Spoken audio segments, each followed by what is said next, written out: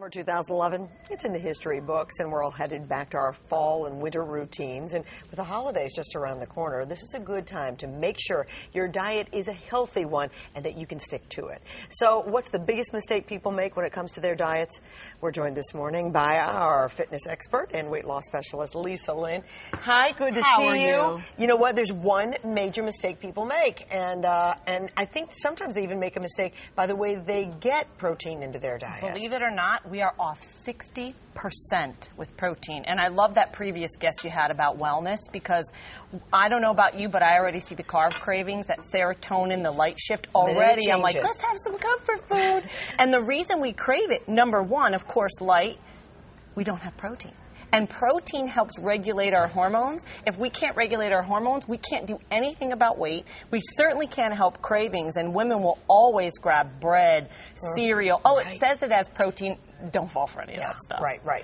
Yeah, that's the problem. See, getting that's the correct source of protein. And don't fall for it. So the first thing we're going to start out with the should-dos, because I usually run out of time, of what kind of protein. The number one protein source would be a whey protein source. Why? Because it's a full-spectrum, complete protein, all the amino acids. So right there you can take that pineal gland and tell everything, shut up, you're fed, and we no longer crave carbs, believe it or not. It's the shut-off valve. If you eat carbs with it, so be it. First things first. Okay. The second source would be egg whites. You could have those hard-boiled in your refrigerator. Dump the yolk. We were talking about running out the door to go to school.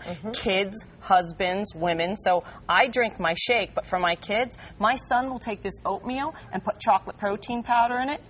Delicious, by the way, because we have to have both. It also helps regulate insulin, which in turn will regulate the cravings that we have. And that's how we lose body fat in the belly. So if you're going to have a carb, put a protein, because it's like putting a top on a bottle. If you turn it over, nothing's going to spill out.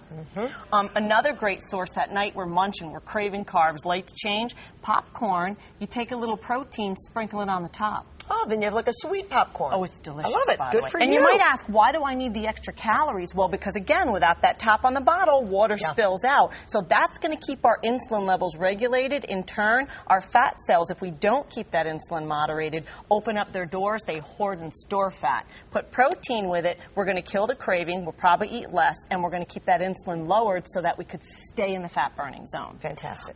Cottage cheese, another easy one.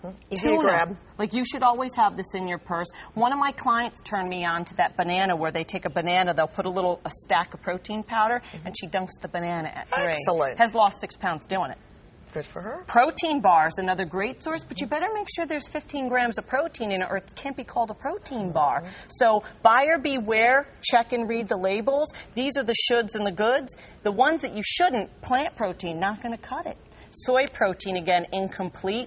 These bars, which I went out and spent a bloody fortune on, they say protein bars, some have 10, 12, 19 grams of fat. And a lot of sugar. A lot of sugar. 9 grams of fat, 35 grams of sugar, or this is a female, really bad one. 2 times the protein Greek yogurt. 2 times what? 1 gram?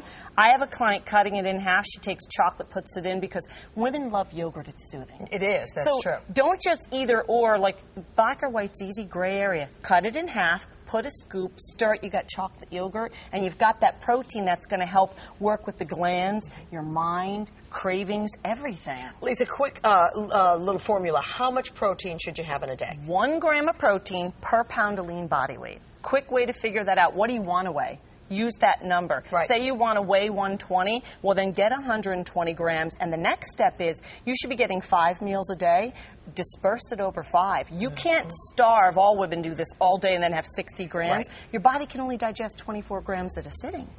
So you've got to moderate it, and if you back up and plan it, also every time women put the right amount of protein in, the bad carbs walk their cells away.